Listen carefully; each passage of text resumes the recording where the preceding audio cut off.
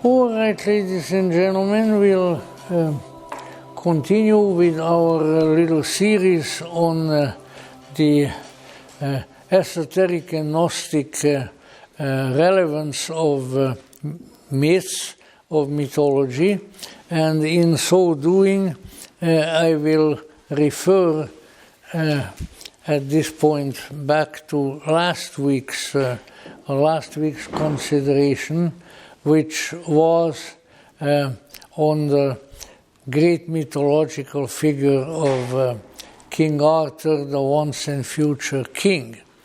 And in that respect, just very briefly, I add once again that to show the relationship, the topical relationship with Gnosis and with the Gnostic tradition, that C.G. Jung wrote at a certain point, fairly early in his career too, that the Gnostics were the only people who recognized the reality of and the reality in the psyche, that they realized that the individual human psyche, the individual human soul, mind even if you want to call it, is the place where the illuminating, the transcendentally oriented myths really reside. And that is really a very important matter, because we live in an extroverted civilization where we still sort of hold the prejudice that for something to be real, it has to be physical. Yeah? And it's a mistake. Actually, the physical world and the various physical things in it are less real than the realities of the psyche and the realities of the spirit. Why? Because they don't last, including our physical bodies themselves. I mean, you know, we all go. I have a book plate that was given to me, in fact, by a lady from England, and it has a picture on it of a skeleton with a mitre on his head. That's why she gave it to me. But there is also a Latin form of a verse from the Old Testament in it, which in English reads, "We shall all die, and like the water we shall go under the ground," which is quite a nice little image, I think. But the reason being that, let's say, it is understood that physical realities, and that the physical reality is evanescent and changing all the time. While if you look it up in an encyclopedia, by the way, if you want one with the 20th edition of the Encyclopedia Britannica is in the office there. In any event, it will tell you that the Arthurian cycle of myths has been there for an incredibly long time. And so when he's called a once and future king, in the very title there is a timelessness that is indicated.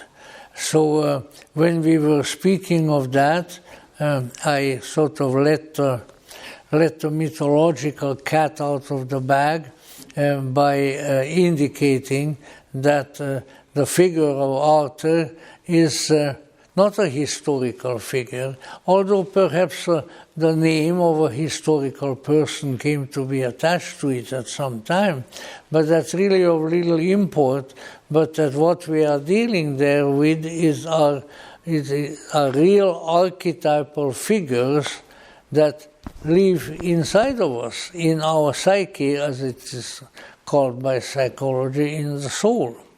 And as such, I'll just throw that in now in order to move on to tonight's topic, that the people became aware at various times in history that they themselves may have been exposed to and may have had dealings with a once and future king, and meaning that there was a spiritually royal figure in their own experience, in the experience of their own psyche, which then at some time seemed to have gone away, but they expect it to come back.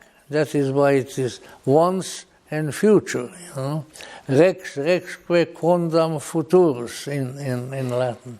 So the figure of Arthur is a good example, but practically any other mythological figure would be worthy of the same kind of treatment, that these are figures, beings, presences that have been experienced. And then quite often, after a while, the experience wasn't there anymore. And that therefore they are once and future. So this is, of course, very much in conformity with what the sort of the 20th century school of mythology. And these things always change at the university level, but that's not what we are interested in. Namely that there came a whole number of mythological scholars, Mircea Eliade, Heinrich Zimmer, Joseph Campbell, and my countryman Carl Kerini, whom by happenstance, who was a friend of my family, so I had seen him. We refer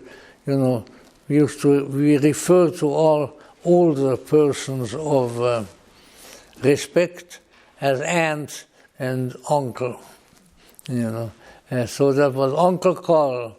And Uncle Carl had the dinner at our house not long before he left Hungary during the war, never to return, but he became a close associate of Carl Jung in Switzerland. It was a time when smart people left the country. We were not smart ourselves, and therefore we stayed there and we suffered. But in other words, what could be called the 20th century school of mythology had accepted the in part psychological interpretation, in the sense that the mythological figures and their stories were a matter of interior experience of the individual, and that then they have been written up in story form.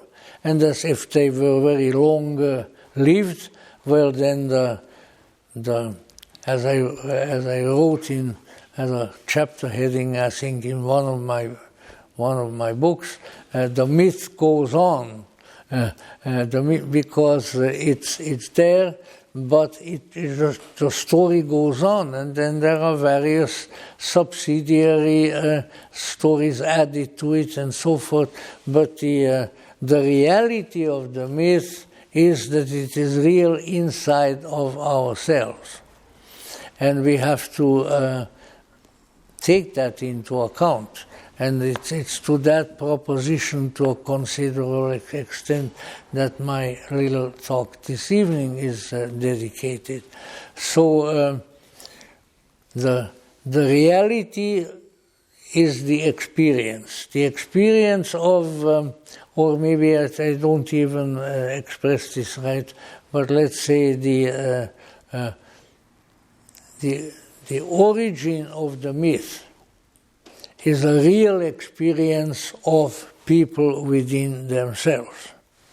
Then as time goes on, it becomes manifest in various literary expressions. Before there was any literature, then by the storytellers who come around and clear back into ancient Greece, carrying their lyre, the lyra, and while drumming on the lyra, tell the story of the gods and of the goddesses, the great myths. But the myth to be a truly effective and enduring myth has to occur within the individual. But that, of course, requires a sort of orientation that recognizes the inner world, the world of the psyche, the world of the soul, as something very real and very important, and not just some kind of a secondary flim-flam pseudo-reality. So we need to keep that in mind. So I think we got a little glimpse on the example of King Arthur, of the fact that a lot of these myths are once and future. They are experienced, and then often time goes on, various other experiences are had, and they sort of pale. But inasmuch as they had been experienced, they are still important, and they come back. They can come back into the life of the individual, they can come back into the life of peoples. And this is, I think, of extremely great importance, because even though our extroverted secular culture denies that to a considerable extent, what is experienced and what is known within us, that is important, that endures. That is something upon which the person and maybe other persons subsequently can draw. That which is only occurs outside is, you might say, the very word history can be played with, and I have sometimes in my classes and so said, the question is this going to be his story or our story? So we need to remember that there is a perennial and a recurring importance of the truly great mythological figures, primarily because they are very intimately related to ourselves and because they have appeared to us in some experience and perhaps will do so again. Now, let me see. Professor Gilles Quispel, the great Gnostic scholar, in a sort of encyclopedic essay of his, had written that the gnosis is personal experience which is turned into myth. And I think coming from one of the greatest scholars of that subject, and somebody whom we knew and who met with us and spoke for us when he was here, this is an important issue to remember. So gnosis, as it is mentioned, say, in the Gnostic scriptures, which is just a Greek word for knowing, for knowledge, a certain kind of knowledge. It is a transcendentally inspired and transfused knowledge, that such knowledge is a personal experience of people, which then is turned into a myth. Now, I thought somewhat arrogantly, which is my want, that I will employ a little method here tonight that I very seldom have employed before, and that is that I will start off this particular part of our discussion on a very personal note.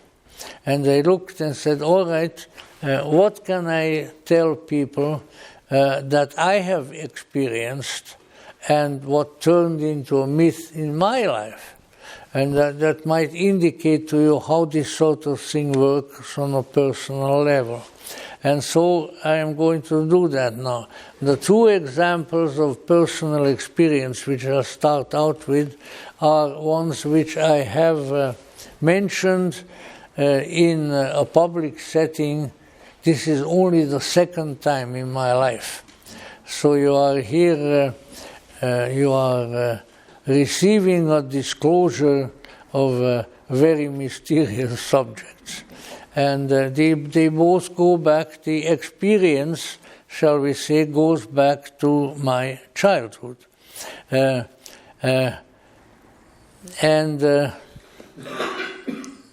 one of these, well,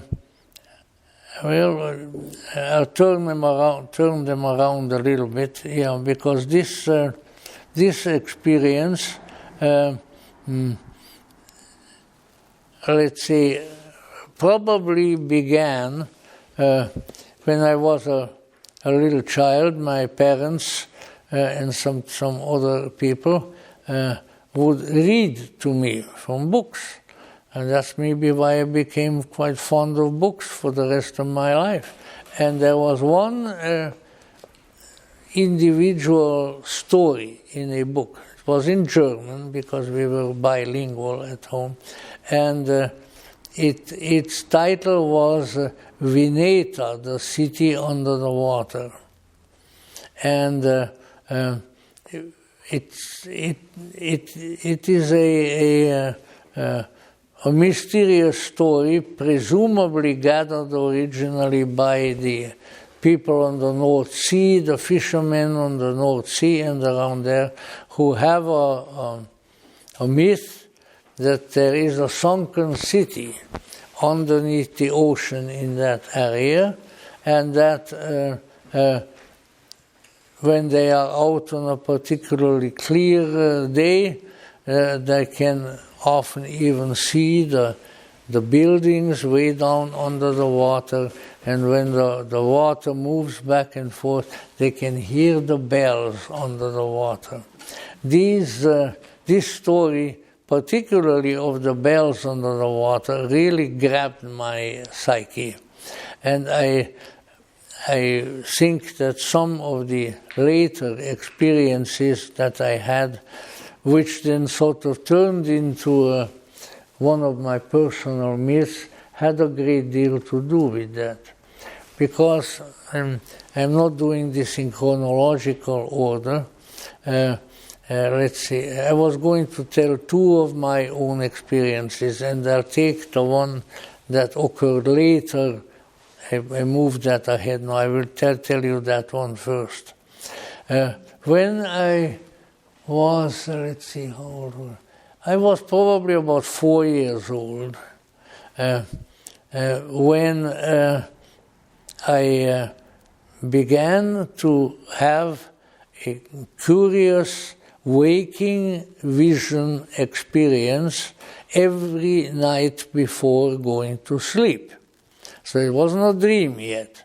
But so here I was in my bed, surrounded by my pet monkeys and one teddy bear, only one teddy bear. But in any event, and we living out in the countryside in northern Hungary, we had no electricity. So we had kerosene lamps and candles that we used. And so the lamp was on. When I went into this visionary state. And it always started every night for years. It started the same way. I found myself standing or sitting, I'm not really sure which one, on a seashore with a beautiful blue ocean and a sort of a blue Mediterranean sky Now you need to remember, I had never seen an ocean by that time because I lived in a landlocked country. We had a seaport at one time, but after World War I it was taken away from us and given to Italy, of all people, who already had a whole bunch of seaports. That's how politics works, it's a mess. But in any event, even though I had never seen an ocean, it was an idyllic scene, and I was looking out over a golden sort of railing that separated the earth from the ocean, and looking out at this idyllic scene. But as I stood there watching, the scene changed, and a big dark cloud arose, and a huge storm seemed to arise on the ocean, which brought the waves of the ocean over, and they spilled over the land and over myself. So there was something like, on a Japanese example, they call it tsunami nowadays, that sort of thing, wherein the ocean came and covered the land. And then I found myself under the water. Now, as I say, I was never very, I hardly, I never learned to swim. I was asked sometimes on a significant occasion, what would you do if you fell into the ocean? So I said, well, I'd probably drown. And I still have that answer. But in any event, in the vision, I now found myself under the water. And it was filled with the most astonishingly strange creatures. Not just octopuses and fish and things like that, which I had some knowledge of from books, but weird looking things, resembling dragons, all kinds of things, but none of them were apparently hostile. And so I lay there in bed, watching these strange creatures swim back and forth. Most of them were luminous, so that they were shining in the semi-darkness, and they were extremely interesting to me. So my mother said subsequently that I was lying there in bed with my eyes wide open, in great amazement, and I kept watching something that was not available to other people. So then I told my parents and said, look at these beautiful creatures in all kinds of colors, and this one has 5 heads, whatever it is, very mythological and very strange creatures that were all swimming by. They never bothered me. They never threatened to eat me or anything like that. But they provided an ongoing and, to me, exceedingly interesting entertainment. You have to remember, of course, that my early childhood occurred way before the era of television. We barely had one radio in the house, and the radio does not produce visions and so forth, but I would be there, bug-eyed, lying in bed, watching the scenery. And so, my parents were very tolerant people, at least of me. They may not have been tolerant of other people sometimes. But so my parents apparently decided that it was a good idea that I saw all of these things. And about the only thing that I ever overheard say, well, the boy has a really vivid, really good imagination, and that's it.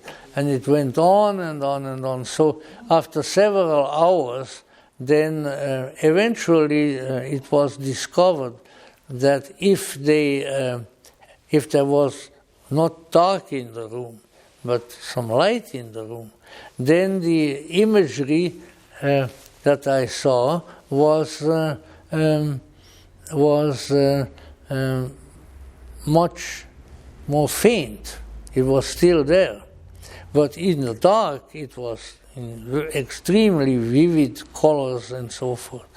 And this went on, believe it or not, it would seem to me pretty much every night for about between 3 and 4 years. Every night, instead of going to sleep or at the beginning of going to sleep, I would see these curious scenes. But it also always started with the vision of the idyllic blue ocean and the blue sky, and then the great tidal wave coming and covering everything up, and then being underneath the ocean. That's sort of a little after, probably between 7 and 8 years of age, it faded and it did not occur anymore. All right. So let's say there was a pretty intense and pretty lasting experience. And I might as well attach to it how, as the years went by, and as I was growing up, and by that time probably after about the year 1944, or winter of 1944, when we were in the war and all kinds of most unpleasant experiences occurred, I slowly came to the recognition, not right away, that what I saw in these visions was the destruction and the covering up of the reality of what had been my life up to that time, and the arising of a new and strange reality.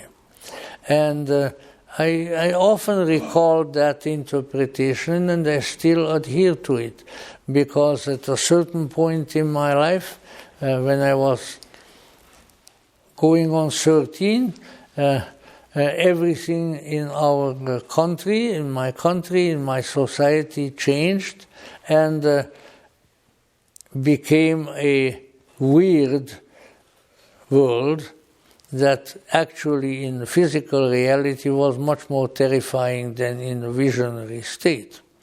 So I came to interpret this as an experience which gave rise to a myth of the, let's say, of the tsunami of the soul, that there are times in our lives when our reality within which we lived up to a certain point is wiped out, and another reality, sometimes a very strange one, sometimes a very scary one, but not always, still interesting, arises. And I would say that this particular circumstance definitely constituted thereafter a myth, maybe not the myth, but a myth of my life. How an entire countryside, how an entire reality can be wiped out by something that is coming and changed into a completely different reality, which, if you treat it that way, may become quite frightening, but if you just take it as it comes, it actually may even be somewhat interesting. So this is one. An experience, prolonged experience, which is turned by the person into a myth, in this case a personal myth. Now, the other experience, which occurred actually chronologically a little bit earlier, because I was badgering my mother almost clear to the time of her death, to try to tell me how old was I when I had this experience. And finally she said that she was quite certain, and that she comparing it with various other experiences, that I was 3 years old. So there would be about 1 year before the other sequence of experiences. But this experience was a single experience, and it was a dream. So here is the dream. I am led into a big room, sort of Victorian living room, somewhat similar to the one that we occupied. And there are big, heavy drapes on the walls and in front of the windows. And somebody is with me, but I only see the hands. So they were the hands of a man, very nice, clean, well-kept hands, with maybe 1 or 2 rings on them, but the rings were not prominent. The hands came and pulled this heavy drapery, the heavy curtain aside. And what revealed itself in the back of the curtain was something that is difficult to describe, because it seems to be a combination of painting and of a living image. So maybe what the French call a tableau vivant, the living picture. And this was the living, like a great big frame, and you look out on the frame, and there is the picture, but the picture was alive. And it depicted, again, a stormy ocean with waves, with foam, white foam on the mesa, but not very high, just a wavy ocean, storm above with rain coming down, as well as lightning flashes. And in this curious scene stood a gigantic and somewhat terrifying figure. It was the figure of what I probably would have imagined at the time or later on as a little child, a figure of a devil. It had horns, hair on him, and he stood in the water, sort of above his ankles, almost between his ankles and his knees. He stood in the stormy water, and he held in his hands, I almost said in his claws, because the claws were embedded in the subject. He held the globe, or a globe. Now, I knew what a globe was because we had one in the house. The people, that's the way people studied geography with the globes. So he held the globe, and his claws embedded in the globe itself, out of which some drops, I couldn't tell whether they were drops of blood or drops of water. And I even said, I think after that, when I told my parents, I had an impression that they were, or at least that some of them were drops of tears. And these drops were dropping and running down into the water in which the demonic figure stood, with a very unpleasant and triumphant expression on his face. Well, all right, so there was a dream. But I was already, although I was a tiny little kid, I was already in the habit of telling my dreams. Almost every morning when he was home, my father was in the living room, which my bedroom's door opened into the dining room. And he sat there drinking his tea and smoking his Albanian and Turkish cigarettes. In any event, the first thing he said to me when I came out and I said, "Good morning, Father," he said, "All right, son, what did you dream?" So, I was a lucky fellow that I had parents like that who were so interested and so accepting of these things. So, obviously, I was subject to a similar inquiry that morning, which was a Sunday morning, and then I told my father and my mother of the dream, because I was pretty agitated by it. It was not a pleasant picture. It wasn't that demonic figure would come out of the picture, but it just that it depicted something very unpleasant. So there we were Sunday morning. We had a chapel in our garden where we went to Mass, and on Sunday after the service, we usually the celebrant priest who had come from another village to say Mass had his brunch with us, and so my father, who was a bold man quite often, he said, "All right, son, why don't you tell the father about your dream?" And I said, "All right." So I told as much as I could, and the priest, curiously enough, was rather impressed, and he said something, well, I think, if I remember correctly, he said, the Holy Spirit sometimes reveals to little children what we adults cannot handle. And he says that certainly the world is in a very bad shape because Hitler was already carrying on and everything. And then this may have, the devil, as he called it, is holding the world in his claws. So this may be a depiction of the way that the world is at that time. So we all thanked him, and however, this dream had very important consequences in my life.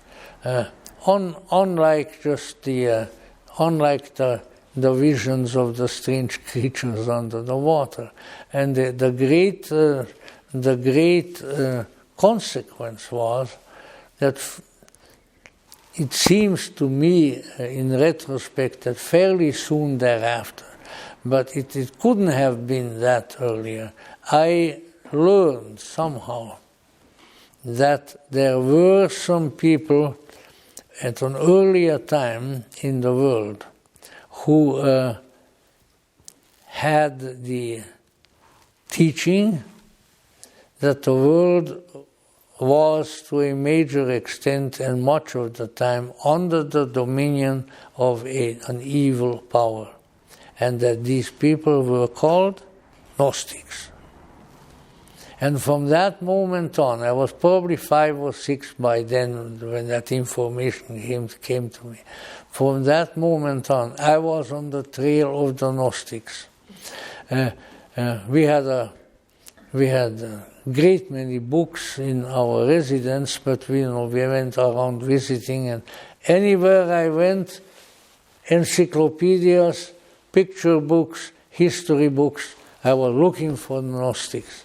And if you look with that amount of zeal, and for years, as you're growing up, you know what, you're going to find something. And I did.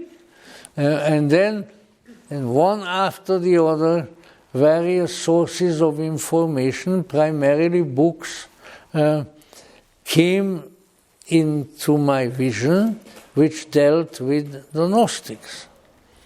One of them, a few years later, but still I think I couldn't have been more than 10 years old by then, or 8 or something like that, was a book that, just because of this, really played a very, very important role in my life. And it was a book by a 19th century Russian historical novelist by the name of Dmitry Merezhkovsky. Most people haven't heard of him, but if you look very, very hard, you'll find it. And Merezhkovsky wrote a trilogy, of which the first volume was Julian and the Death of the Gods. That's the English title. And it had to do with Julian, the Emperor Julian the Apostate, the nephew of Constantine the Great, and his carryings on. And then, just to mention it, because those are much more popular books, the second volume was the Romance of Leonardo da Vinci. And the third one was Peter and the Third Rome. And this was about Peter the Great and Russia. They are all translated. And they are okay historical novels, nothing that wild about them. But what got me was that in the book on Julian and the Death of the Gods, there is a scene which I think did actually occur in history. When Julian, Julian was the nephew of the emperor who made the Byzantine Empire Christian. But Julian didn't like the Christians. And so when he became emperor, which he did, he called together a huge council where all the various Christian groups, all the different heresies and all the different monks and everybody else were all invited. And there were no illustrations in the book, but in my mind's eye, even now, I can see Julian is on a sort of balcony, looking down into the hall where all the people are gathering. He's looking down at them. Since he didn't like the Christians with considerable contempt, or look at all those stupid people.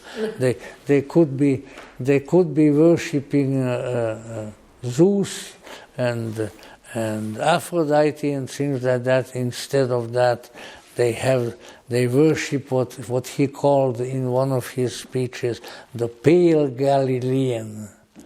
Jesus. How he knew that Jesus was pale, I don't know. But a Byzantine emperor knows everything.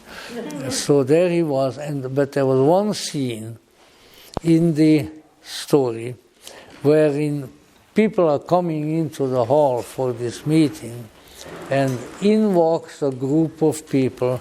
I think they all wore long white robes. That's how it's described in the book.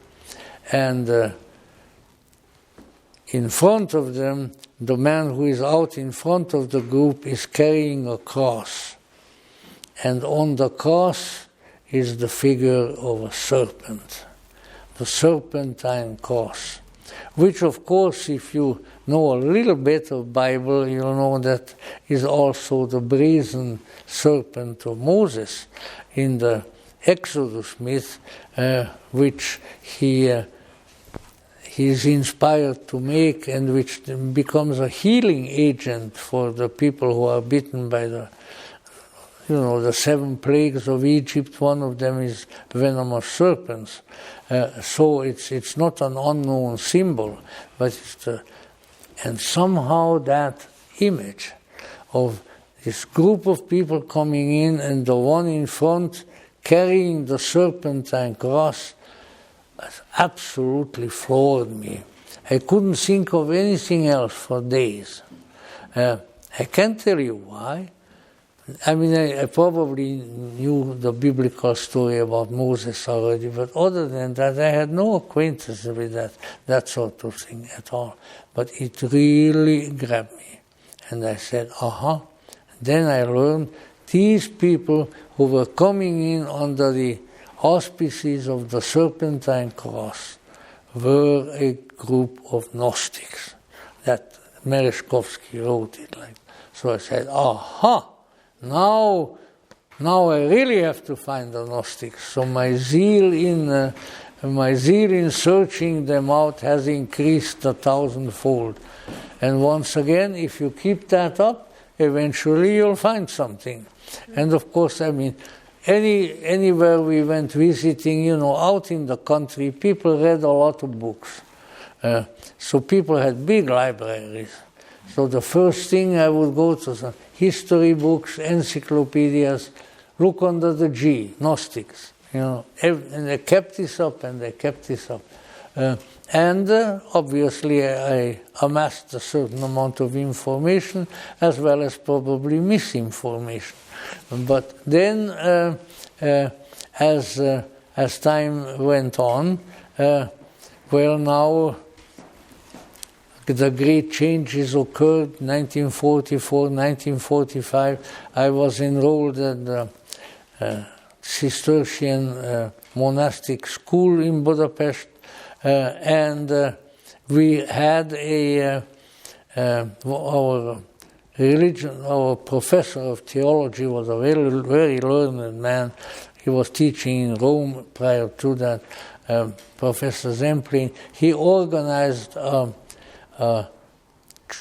religious history club among us. I was about 14 by then. And so we would get together outside of class, and then at every time one of us little fellows had to present a paper about something that pertained to religious history, to theology, things like that. And so there we were, and we had our textbook, and in that textbook there was a chapter on the Gnostics.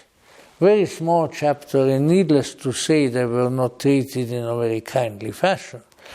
But there it was. And then under the chapter did not contain anything that I hadn't picked up already in my Gnostic hunt.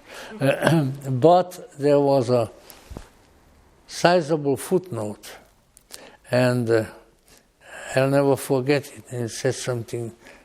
I'm translating it now from the Hungarian. This, the most pernicious of all the heresies, has happily ceased to exist. But its teachings continue in the strange teachings of something that is called theosophy. So here I was, the 14-year-old student in the little seminary. Well, okay, if I can't find any real Gnostics, Gnostics who call themselves that, I have to find this theosophy. So just as soon as I was able, which was within the next couple of years, and I availed myself of further information. I even met some people in Belgium, by then I was 16 years old, who considered themselves practicing Gnostics. They were Belgian Martinists, students of the late Pappus and so forth, and they showed me books on contemporary Gnosticism, ancient Gnosticism, things of that sort, and that's where I really got a lot of information. So there we were, and now here we are, because this is where those readings led me to, and. Since then, I was on the search for the Gnostics, and I certainly also found a great deal of sympathy and a great deal of information, although not in exact detail often, among the theosophists. And that was really the beginning of my Gnostic career. I never let go of it. I was like, in fact, I think somebody said so, one of my friends said so, that I was like a dog with his bone. I wouldn't let go of the Gnostics, no matter what. I had to find out everything that I could. I had to meet everybody whom I could, and right up to the present time. So, all right, what was this dream? the dream turned into a myth. The myth was that I need to find the Gnostics and that I need to become, if possible, I need to become one myself. And it was the beginning of the myth of my life. If it hadn't been for that, my life would have gone in a very, very different direction. So these are the two, there are others, but these are two experiences, the experiences that occurred in childhood and which became very, very important elements of my life, and without them my life would have proceeded in an entirely different fashion. Now, maybe it's a little bit highfalutin to pass this off as an example of how myths develop, but here there are experience which in the psyche is processed and worked on and is developed into a myth, and then it goes from there. So it's a good little example, and it's the example that I know about because it happened to me. I don't know anybody else's.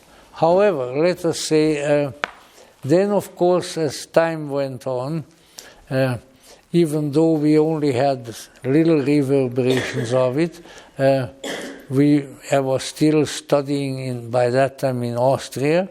We received sort of rumors that a big bunch of ancient books had been discovered right at the end of the war, about 1946, in Egypt, near a hamlet called Naj Hammadi, and that these were Gnostic books.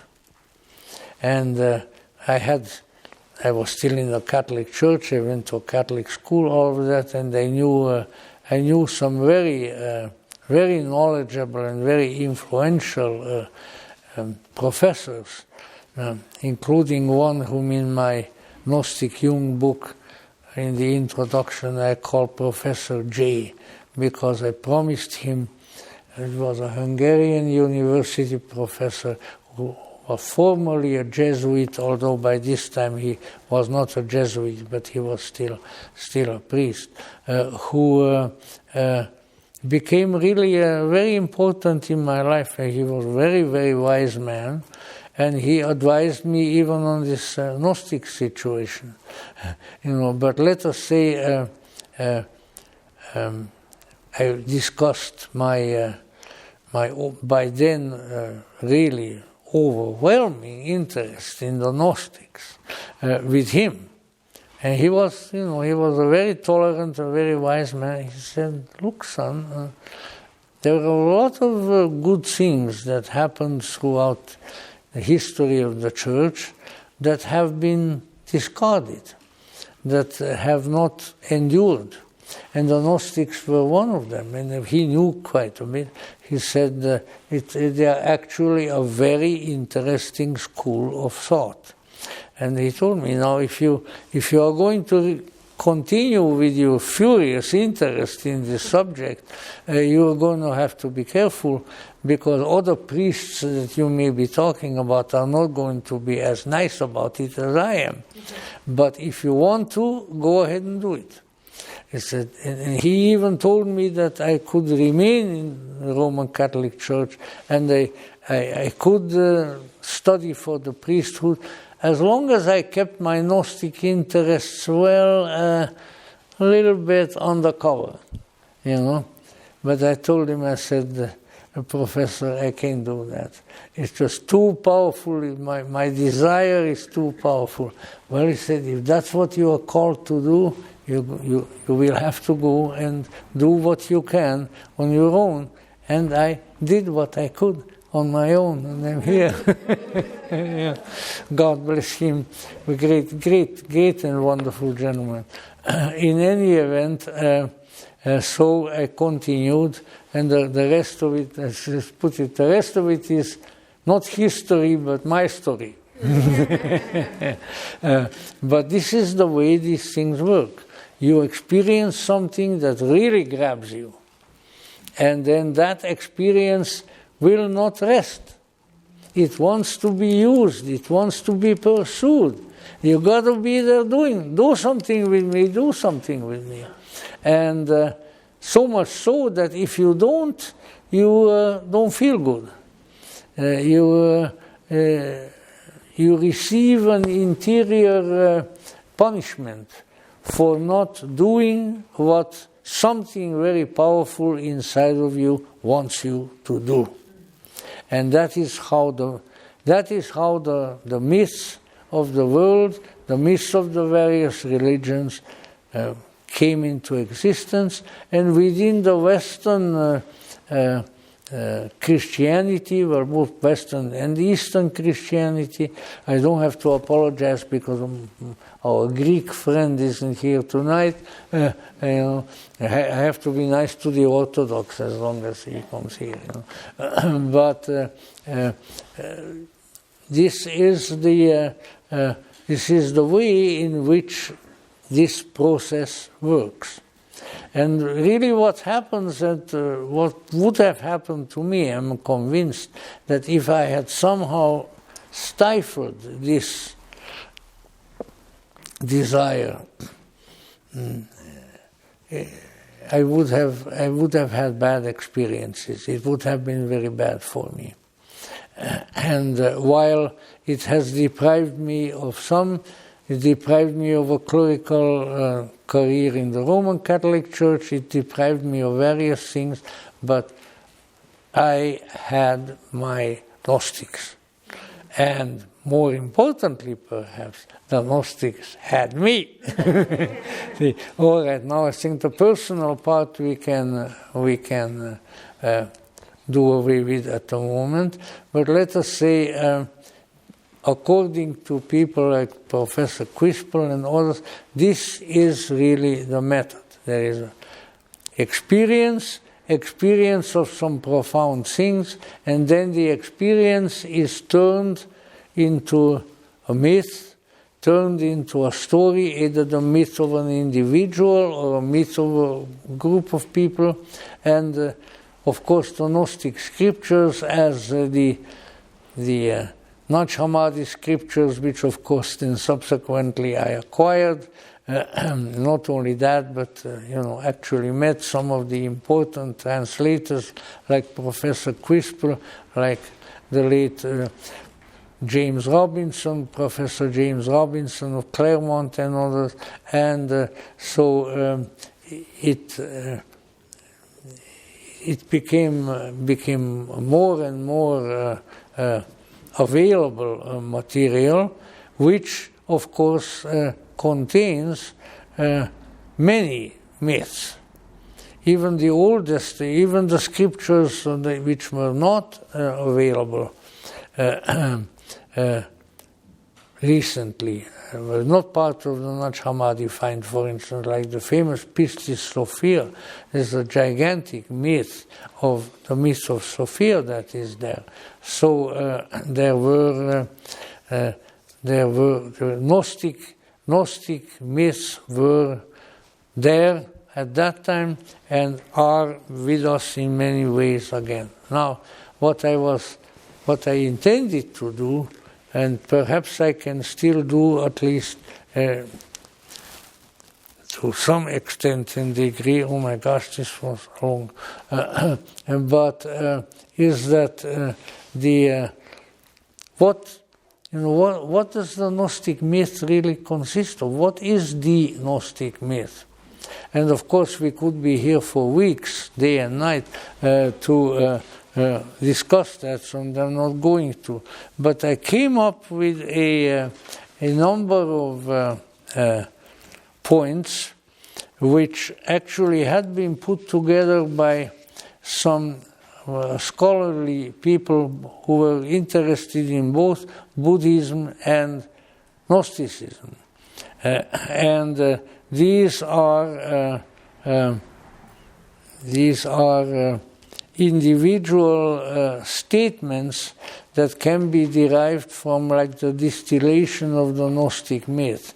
And I thought that if I recount these and comment on them or even a little bit, it will give us an idea of what the Gnostic myth might be about. These are several points. Number one, salvation is achieved through gnosis, in Buddhism called jnana. Insight into the dependent origination of manifest existence is what liberates. So the meaning of life has to be discovered in the process of life itself by understanding it. All right. Next one. Ignorance is the true root of evil. In Gnosticism it is called agnosis, not knowing, and in Buddhism avidya. So now here the question arises, I'll just do that much of a comment. Ignorance of what? Ignorance of our own true nature, and how our own true nature fits into the greater cosmic and transcosmic scheme.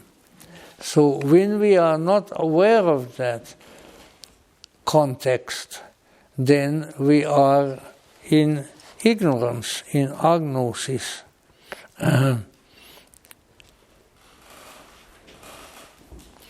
This knowledge is arrived at both Gnostic and Buddhist knowledge are arrived at not by ordinary means, but as the result of interior revelation. So something has to occur inside of you that perhaps gradually, perhaps all at once, in various ways, reveals the truth to you. It comes from within yourself. There are levels, next point, there are levels of spiritual attainment ranging from the condition of a foolish materialist, which in Greek in ancient times was called a heretic, to that of an illumined wise person, a pneumatic.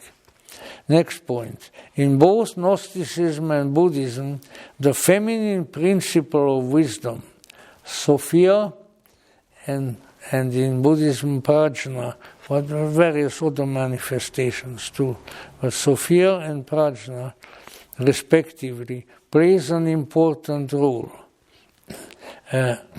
Edward Conze is the one that was famous Buddhist scholar, German, who he was mainly responsible for these points with other scholars, and he says that in the Tibetan Buddhist scripture, the Hevajra Tantra, the statement is made, Prajna is called mother because she gives birth to the world. Now, next point. Both Gnosticism and Buddhism show a preference for myth over fact. Christ as well as Buddha are presented as archetypal beings rather than merely historical figures. And it's really there, just to throw that in, I think that a great dividing line is. Because when the so-called orthodoxy, fundamentalism and so forth took over, sort of around the 4th century, then the Bible and various other scriptures that the Christians had was all turned into something concrete, something historical. They were all historical figures, these were all historical events, and when you look at it that way, then of course the mystical and the mythic are excised, shall we say. Both Gnosticism and Buddhism, and the next point, are disdainful of easy popularity and aim their teachings to a spiritual elite. Hidden meanings and mysterious teachings are prevalent in both systems.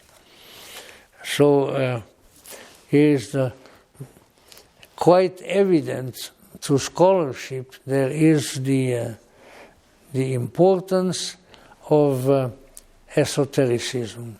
There are some religious traditions that recognize the esoteric side of things, although they may not all practice it, but there are others that don't.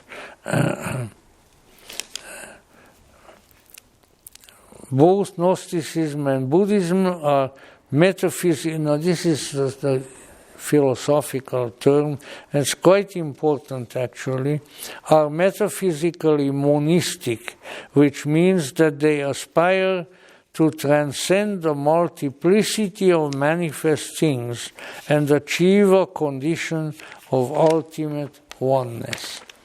These are the points that primarily Edward Conze and other scholars had put together.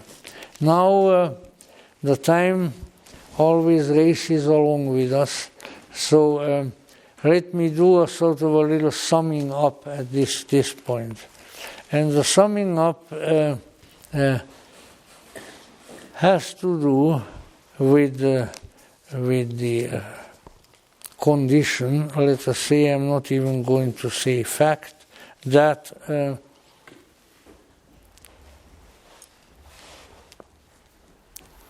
by way of personal experiences, which subsequently were usually turned into myths, into stories, an image developed in the esoteric tradition.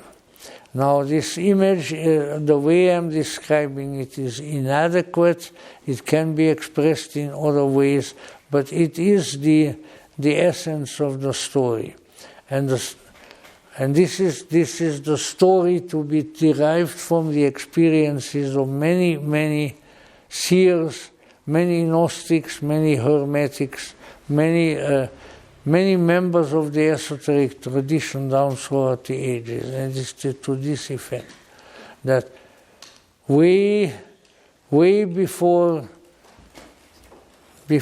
time, way before history, way before anything that we are aware of, there was an ultimate creative reality. No individual God, no Jehovah God with a big beard, but an ultimate reality.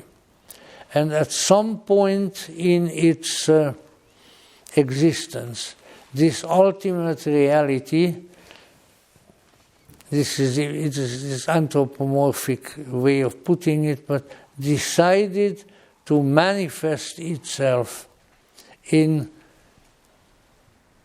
a more external, in a lower manifestation. It poured itself, its essence, its nature out into space. And there developed a vast system of manifestation, which is all composed of the essence of the divine.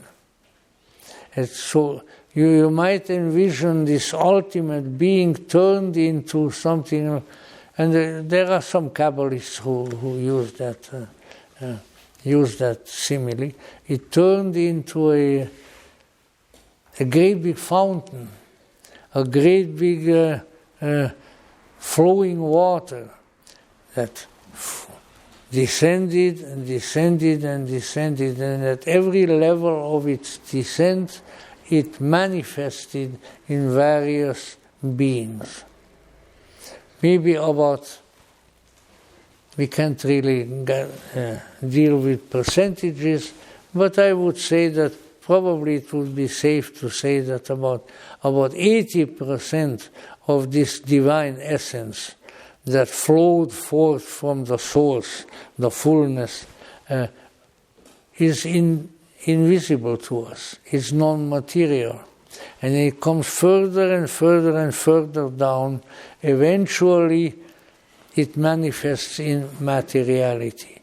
But it is an incredibly varied, an incredibly diverse field of universal being. And as it pours forth, it eventually needs to, or its constituent parts ultimately needs to rediscover themselves.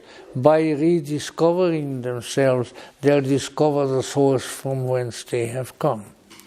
But this is what he called, that is why Edward Conce called it monistic, because it's all one. It's the same divine essence that is everywhere. But as it moves further and further into manifestation, it undergoes various changes. And finally, it ends up in the lowest manifestations are material, becomes matter. And we say, oh, well, there is no matter, there is only, I don't know what, atomic physics. Forget it.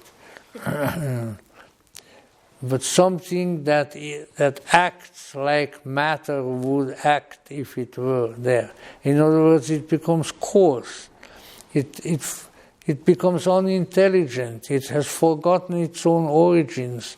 It has lost contact with its own nature. Those are the lowest manifestation of what in Kabbalah we call the tree of life, and what in Gnosis is called would be merely the great manifestation of being.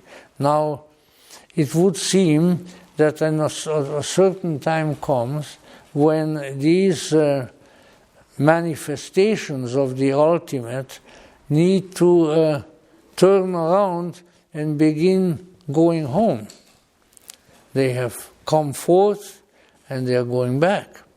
But in order to do that, they have to recover some of their consciousness that they had when they were in the ultimate, in the divine state. So there has to be an awakening. One of these days we'll do the great myth again, which is sort of the Gnostic monomyth, the myth of the hymn of glory, as it is called.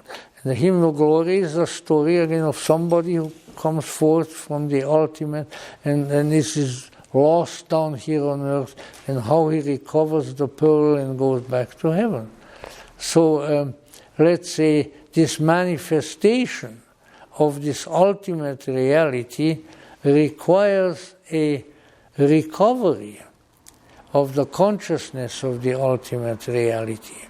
That which has come forth must be able to return.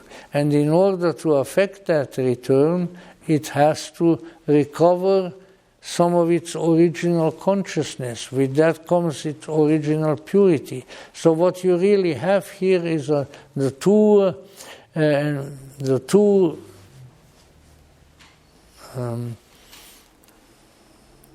signs of the coming forth and the going back, or the outbreeding and the inbreeding of a universal divine consciousness. And what we are engaged in, some of these beings that come from the spirit world and then manifest here, become human. And the human, more so than a lot of other creatures that have come forth in that manner, the human has the capacity to recover its original consciousness. Because the human has several layers of consciousness, as Blavatsky said that there were 7, and as it recovers much of its original consciousness, then that gnosis is liberating and brings it up closer and closer to the original being.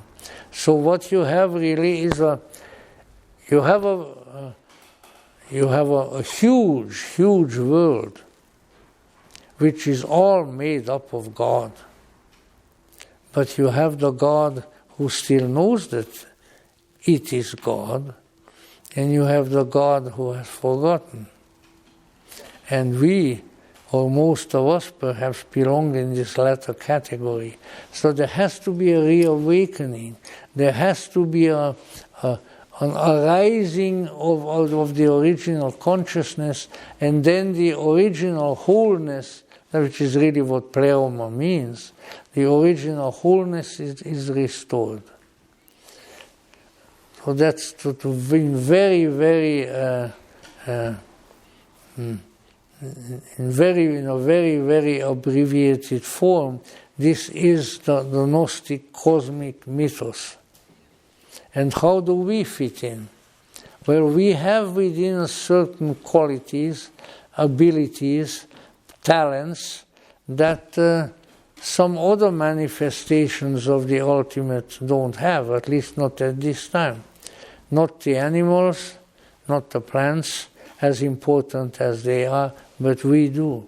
And that is that we, if we work at it, we can make contact with our own ultimate essence, which is the essence of the divine.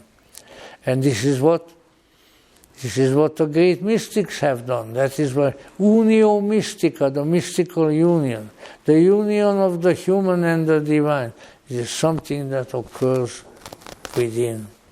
So there is a grand picture of this sort.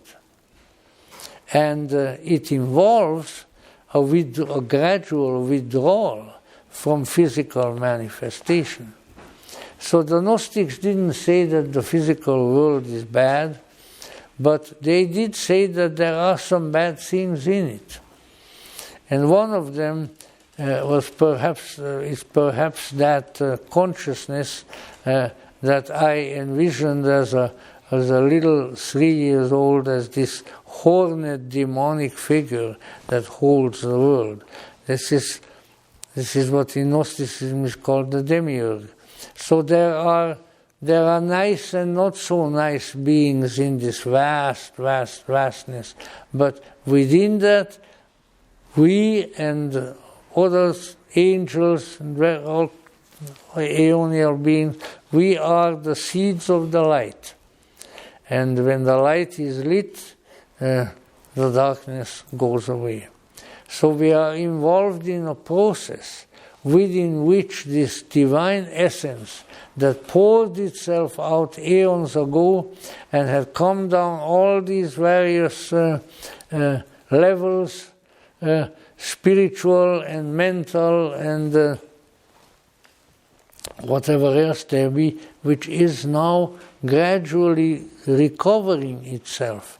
And we are a very important element in that recovery, because we have the kind of consciousness that is capable of gnosis, capable of enlightenment, as the Buddhists would call it, and that gnosis or that enlightenment restores the original nature and brings all of these beings back to their ultimate source, to the divine from whence they have come.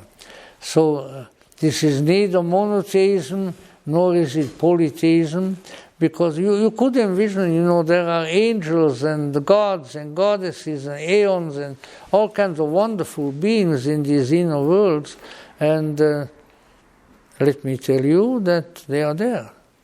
I know that they are there. I don't just know because I want to know, because, once you deal with these things enough, then you develop certain contacts, certain visions. They're there.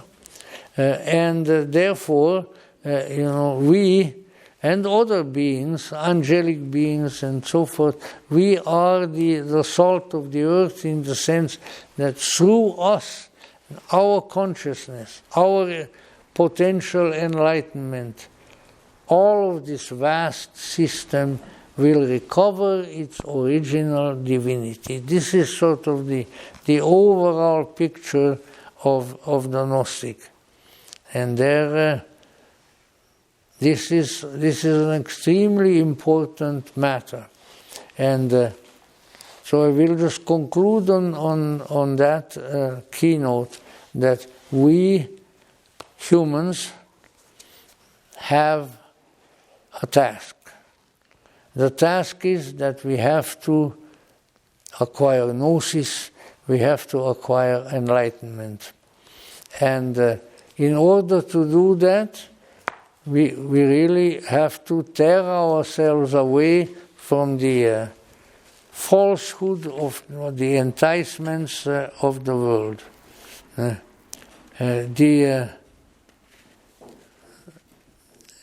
In order to do that, we should not be diverted, not even by things that pretend to be spiritual.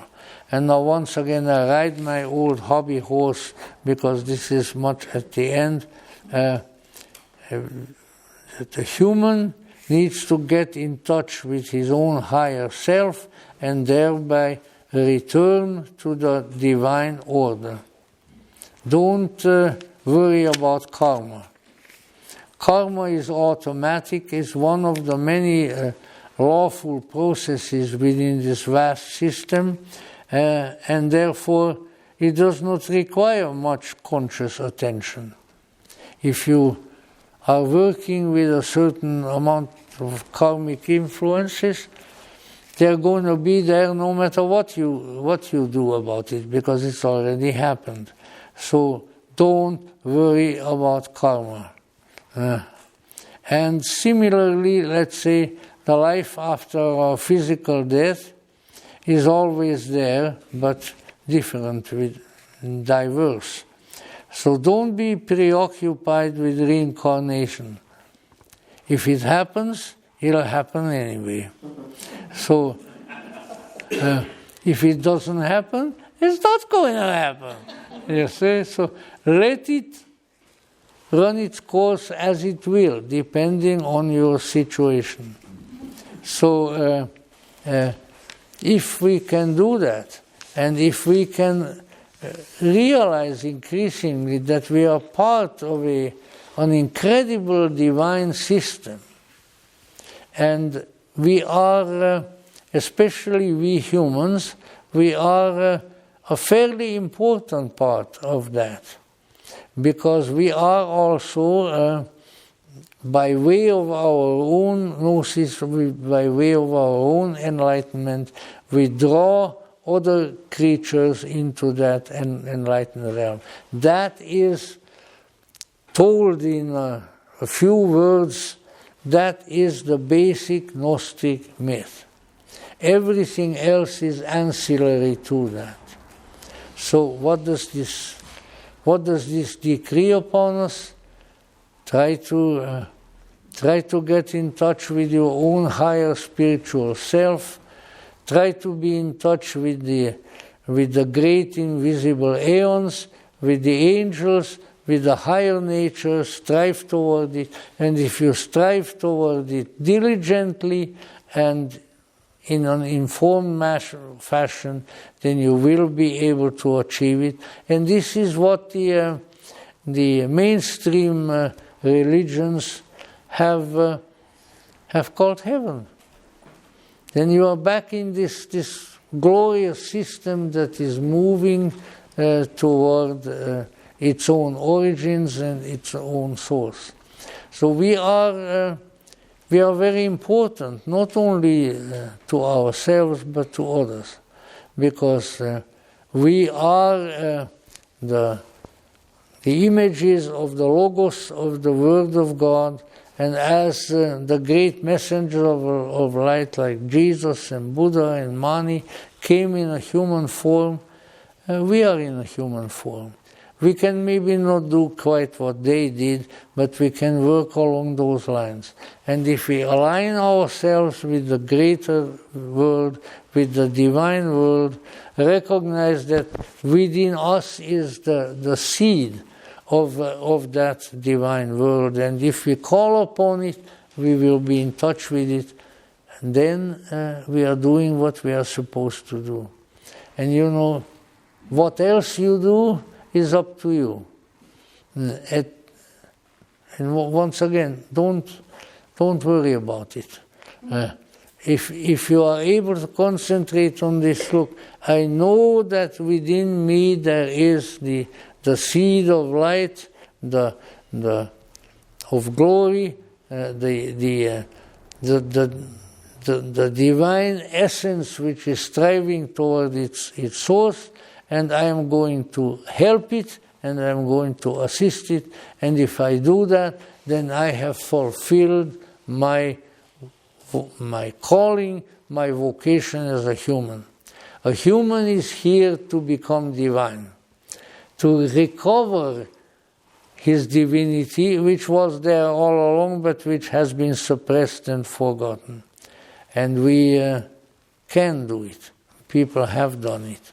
And inasmuch as it has been done, and it can be done, it shall be done. It shall be done. It shall be done. Thank you.